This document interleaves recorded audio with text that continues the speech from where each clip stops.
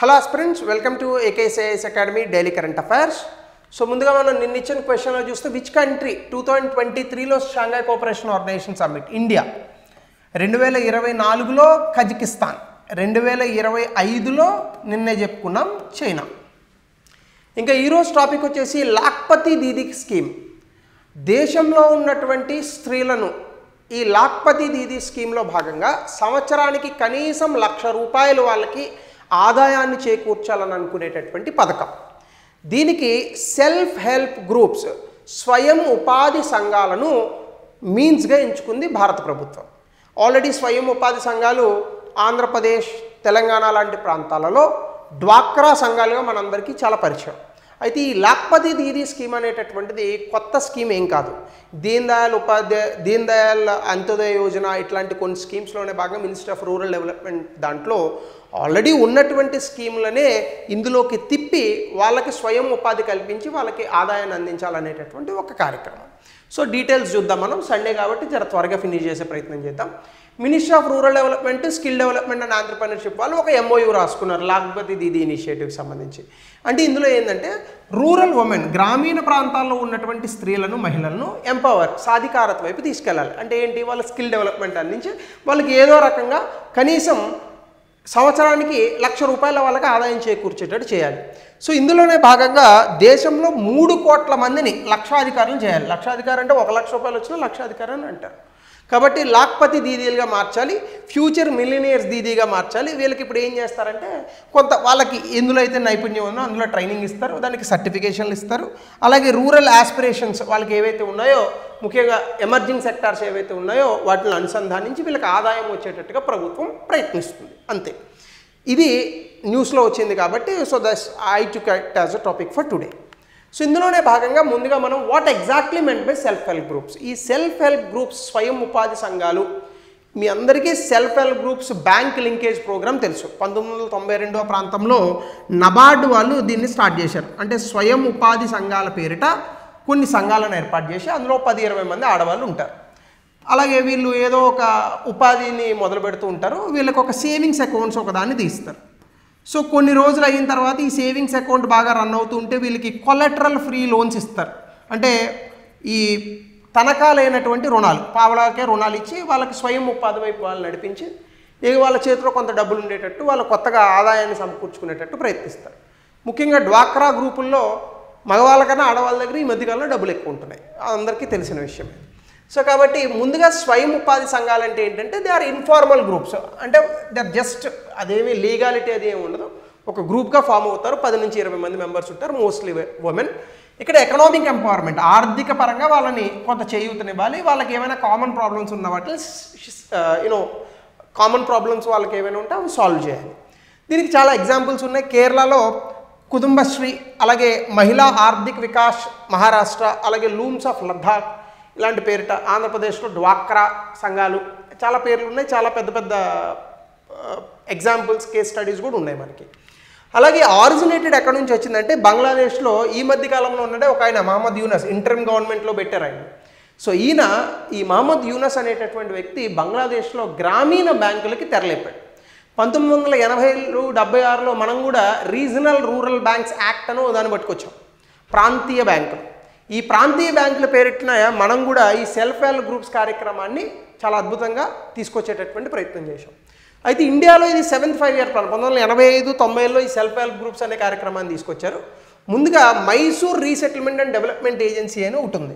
వీళ్ళు ఈ self help groups and bank linkage అనే కార్యక్రమాన్ని తీసుకొచ్చారు. తర్వాత కాలంలో మనం నబార్డ్ని ఏర్పాటు చేయడం, 1992 ప్రాంతంలో నబార్డ్ ఆధ్వర్యంలోనే మొత్తం దేశవ్యాప్తంగా ఈ self help groups bank linkage ప్రోగ్రామ్ని మనం కూడా చేసాం. అట్లానే స్వర్ణ జయంతి గ్రామ్ స్వరోజ్గార్ యోజన, అంటే గ్రామీణ ప్రాంతాల్లో ఉపాధి అవకాశాలు కల్పించాలి. సో ఇది కూడా సెల్ఫ్ హెల్ప్ గ్రూప్స్ ఫార్మేషన్కి చాలా ఉపయోగపడినటువంటి పథకం. ఇవి ఎలా వర్క్ అవుతాయంటే ఫార్మల్గా NGO కానీ గవర్నమెంట్ సపోర్ట్తో కానీ ఇవి క్రియేట్ చేస్తారు. ఇక్కడ రెగ్యులర్గా డబ్బులు ఎట్లా దాచుకోవాలి, దాన్ని తెలుగులో అయితే పొదుపు అంటారు. అలాగే కొంత రుణాలు తీసుకుంటారు, దానికి ఈఎంఐ కడుతూ ఉంటారు. ఆ వచ్చినటువంటి డబ్బులు ఆడవాళ్ళందరూ సమానంగా పంచుకొని, లేదా వాళ్ళు ఏదైనా కలిసి వాళ్ళకి ఏదో ఒక గ్రూప్ ఉంటుంది, శివశక్తి గ్రూప్ అనో ఇంకో గ్రూప్ అనో సంథింగ్ ఉంటుంది. సో ఈ గ్రూప్లో స్వయం ఉపాధి వాళ్ళు కల్పించుకునేటటువంటి ప్రయత్నాలు చేస్తారు. బ్యాంకులకు మళ్ళీ రుణాలు కట్టేస్తారు, బ్యాంకు మళ్ళీ రుణం ఇస్తూ ఉంటుంది వీళ్ళకి. సో ఇలా ఎకనామిక్ ఎంపవర్మెంట్ వైపు స్త్రీలను నడిపించే ప్రోగ్రామ్. అయితే ఇక్కడ ఇందులో మెంబర్స్ ఏం చేస్తారంటే ముందు సేవింగ్స్, పూల్ సేవింగ్స్ చేస్తారు. ఇంటర్నల్గా ఒకరికొకరికి అందులో డబ్బులు ఇచ్చుకునేటటువంటి ప్రయత్నాలు ఉంటాయి. దాని తర్వాత కొన్ని వ్యాపారాలు చేస్తారు, ఎడ్యుకేషన్కి, ఎమర్జెన్సీస్కి వాళ్ళు దేనికైనా వాడుకోవచ్చు. ఫైనాన్సెస్కి సంబంధించి ఈ 10 మంది ఎవరైతే ఈ సెల్ఫ్ హెల్ప్ గ్రూప్లో ఉంటారో స్వయం ఉపాధి సంఘాల్లో వాళ్ళు కలెక్టివ్గా డెసిషన్ తీసుకుంటారు. ఎంత పొదుపు పెట్టుకుందాం, ఎంత లోన్ తీసుకుందాం, ఎంత కట్టుకుందాం, ఇట్లా ప్రతిదానికి మాట్లాడుకుంటారు. కలిసి వ్యాపారాలు కూడా చేసుకోవచ్చు అట్లా. సో బ్యాంక్ లింకేజ్ కూడా మనకు 1992 ప్రాంతాల నుంచి చాలా చేసాం. డ్వాక్రా సంఘాల పీరియడ్ చాలా పెద్ద హిట్టే. ఆంధ్ర, తెలంగాణ, బీహార్లో చాలా పెద్ద హిట్ సెల్ఫ్ హెల్ప్ గ్రూప్స్. కాబట్టి ఈ సెల్ఫ్ హెల్ప్ గ్రూప్స్ ఏంటంటే బ్యాంకులతో కనెక్ట్ అవుతాయి, పెద్ద పెద్ద లోన్లు తెచ్చుకుంటారు, రీపేమెంట్స్ ఇస్తే వాళ్ళ క్రెడిట్ ఇంప్రూవ్ అవుతూ ఉంటుంది. సో దీనికి సంబంధించి ఫినాన్షియల్ లిటరసీ అంటే ఆర్థికపరమైనటువంటి ఒక అవగాహన అనేటటువంటిది వీళ్ళకి వస్తుంది. ఆ డబ్బులు ఎలా వినియోగించాలి. సాధారణంగా భారతదేశంలో మనీ పరమైనటువంటి అంశాలన్నీ కూడా ట్రెడిషనల్ వేలో కనుక మనం ఆలోచిస్తే పురుషులు ఎక్కువగా చూస్తూ ఉంటారు. అట్లా కాకుండా స్త్రీలకు కూడా మనం ఉపాధి అవకాశాలు కల్పిస్తూ వాళ్ళకు ఒక ఫినాన్షియల్ లిటరసీని క్రియేట్ చేయాలి. వాళ్ళకు కూడా ఒక స్కిల్ అది ఇప్పిస్తే వాళ్ళు సొంతంగా ఏదైనా ఉపాధి చేసుకొని కాస్త డబ్బులు సంపాదించుకునేటటువంటి ప్రయత్నం పిల్లల చదువులకనో ఇంకొక దానికో ఉపయోగపడతాయి. అట్లానే కనుక మీరు చూస్తే డెవలప్మెంటల్ గ్రూప్స్ ఇన్ ఇండియా ఇవే రకరకాల పేరుతో ఉంటాయి మనకి. ఒకటి సెల్ఫ్ హెల్ప్ గ్రూప్స్, ఆల్రెడీ చెప్పాను మీకు. NABARD self help groups linkage programme అన్నాను 1992. భారతదేశంలో 88% సెల్ఫ్ హెల్ప్ గ్రూప్స్ మొత్తం ఉమెనే ఉన్నారట అందులో. సో అలాగే ఇంకా చాలా అసోసియేషన్స్ కూడా వచ్చాయి మనకి. Kudumbashree in Kerala, self employed women association ఇట్లా. మరొకటి ఇది కాకుండా ఉన్నది కోఆపరేటివ్ సొసైటీస్. ఇప్పుడు దీన్ని మన ఫండమెంటల్ రైట్స్లో కూడా పెట్టాం. ఇది ఏంటంటే జనాలు భాగంగా వచ్చేటటువంటి ఎంటర్ప్రైజెస్. ఇవి జనాలే దాన్ని ఓన్ చేసుకొని ఉంటారు. దానికి బెస్ట్ ఎగ్జాంపులే అమూల్. ఇది ఒక కోఆపరేటివ్ సొసైటీగానే వచ్చింది.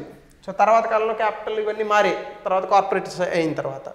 సో దీనికి ఒక చట్టాలు కూడా ఉన్నాయి, రాష్ట్ర వ్యాప్తంగా చట్టాలు ఉన్నాయి. మళ్ళీ స్టేట్ కోఆపరేటివ్ యాక్ట్స్, దాంతోపాటు సెంటర్ కూడా కొన్ని కోఆపరేటివ్ యాక్ట్స్ తీసుకొస్తుంది.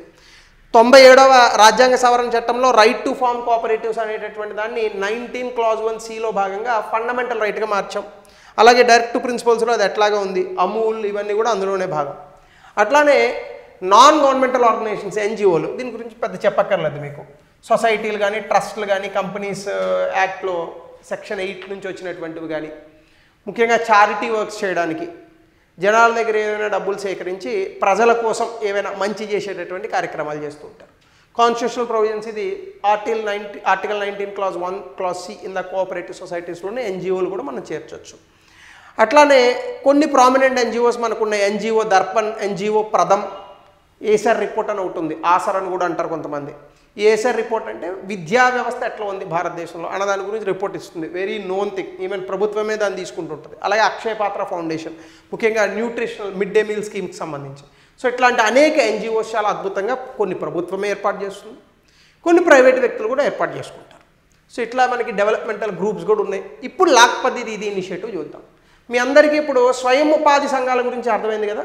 ఈ స్వయం ఉపాధి సంఘాల్లో సభ్యులుగా ఉన్నటువంటి ఆడవాళ్ళను సంవత్సరానికి 1 లక్ష రూపాయల ఆదాయం సంపాదించే వాళ్ళగా మార్చాలి. అంటే ఎంత అవుతుంది? నెలకి దాదాపుగా 8,125 రూపాయలు ఎంత అవుతుంది? 8,000 వేసుకోండి. సో నెలకు కనీసం 8,000 రూపాయలు ఉండాలి. అంటే ఈ దీన్ దయాళ్ అంత్యోదయ యోజన ఇట్లాంటి కార్యక్రమాల్లో భాగంగానే ఉంటుంది. ఇదేం సెపరేట్ స్కీమ్ కాదు. It is already part of ministry of rural development, national rural livelihood machine అని అంటారు. సో అందులో భాగంగానే ఉంటుంది. సో అచీవ్మెంట్స్ కూడా మనం చూస్తే జూన్ 2024 కల్లా 1 కోటి మంది లాక్పతి దీదీస్ని ఆల్రెడీ క్రియేట్ చేశాం. అయితే 2024-25 బడ్జెట్లో ఇది 2 కోట్ల నుంచి 3 కోట్ల మందికి 2025 ఆర్థిక సంవత్సరం అయిపోయేలోపు ఈ స్కీమ్లో 3 కోట్ల మందిని లాక్పతి దీదీలుగా మార్చాలనేటటువంటిది ఎయిమ్ అనమాట. అట్లానే ఆబ్జెక్టివ్స్ ఏంటంటే ఇందా చెప్పాను, రూరల్ ఉమెన్ని ఎంపవర్ చేయడము, వాళ్ళకి ఆదాయాన్ని సమకూర్చడం, అలాగే డైవర్స్ లైవ్లీహుడ్, వ్యవసాయం అవ్వచ్చు, చేనేత వృత్తులు అవ్వచ్చు, సేవారంగం అవ్వచ్చు, వాళ్ళకి ఎందులో నైపుణ్యం ఉంటే అందులో మహిళలకి ఆదాయాన్ని సమకూర్చేటట్టుగా వాళ్ళని కొంచెం గైడ్ చేయాలి.